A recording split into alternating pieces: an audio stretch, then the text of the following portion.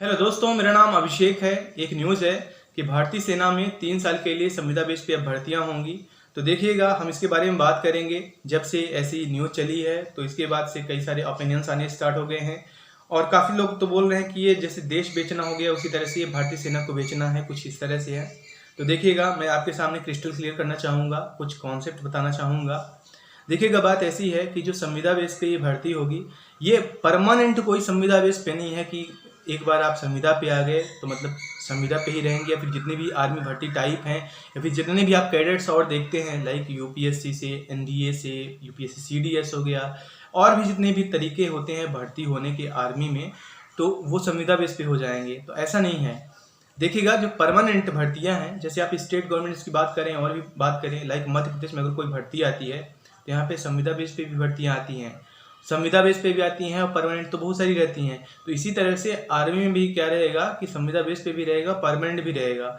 और जो संविदा बेस का कॉन्सेप्ट है, उसका मेन कॉन्सेप्ट ये है कि ऐसे भी बहुत सारे लोग हैं जो कि अभी मान लीजिए कि उनको रोजगार उतना ज़्यादा मिल नहीं रहा है, क्योंकि ये संविदा बेस पे है तो इसमें अट्रैक्शन ज़्यादा रहेगा, मतलब और उतना कोई ज़्यादा फोकस भी नहीं रहेगा कि कोई परमानेंट कोई जॉब है। तो कुछ ऐसे भी एस्पिरेंट्स जो आर्मी में सर्व करना चाहते हैं फॉर देयर पैशन, या फिर उनके दिल में अगर देश प्रेम है और कुछ वक्त के लिए वो सर्व करना चाहते हैं तो उसमें जा सकते हैं। उसमें जाने के बाद उनका कोई भी रास्ता बंद नहीं होता है।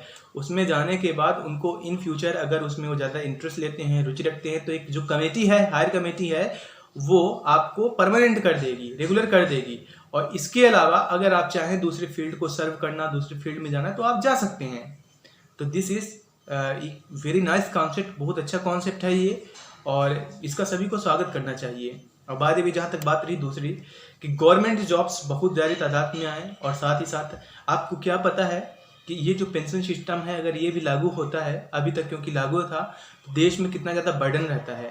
बाय द वे, जो एम्प्लॉय है उसकी सिक्योरिटी तो होना चाहिए, लेकिन एक तरह का बर्डन भी रहता है। तो ऐसे कोई पेंशन सिस्टम या फिर हायर वेजेस, इनका कहीं ना कहीं जो भार है वो कम करने के लिए सरकार ऐसा कर रही है।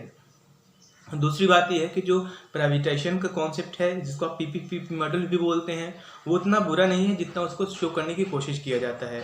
असल में जो एंटिटी लॉस मेकिंग रहती है या फिर अच्छी सर्विस नहीं प्रोवाइड कर रही होती है, क्योंकि आप एंड यूज़र रहते हैं, हम एंड यूज़र रहते हैं, और हमें सर्विस से मतलब रहता है। लाइक आप ऑडियंस फैक्ट्री का जो एपेक्स ऑर्डर है उसको अभी निरस्त किया गया है हाल ही में, जो आयुध निर्माण का है। तो उसकी मेन वजह यही है कि उससे ज़्यादा बेटर तो जो प्राइवेट एंटिटीज़ हैं वो परफॉर्म कर रही हैं।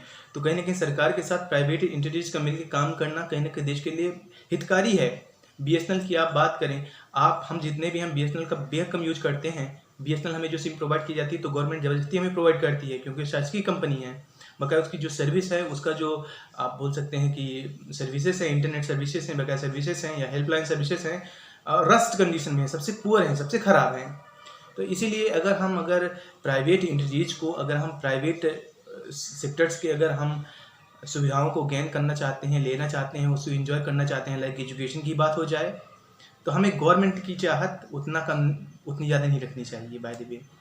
और ओवरऑल सिनारियो यही है कि जो संविदा बेस पे आर्मी में जॉब है, ये कोई परमानेंट संविदा नहीं है, ये एक सभी के लिए एक मौका सा है।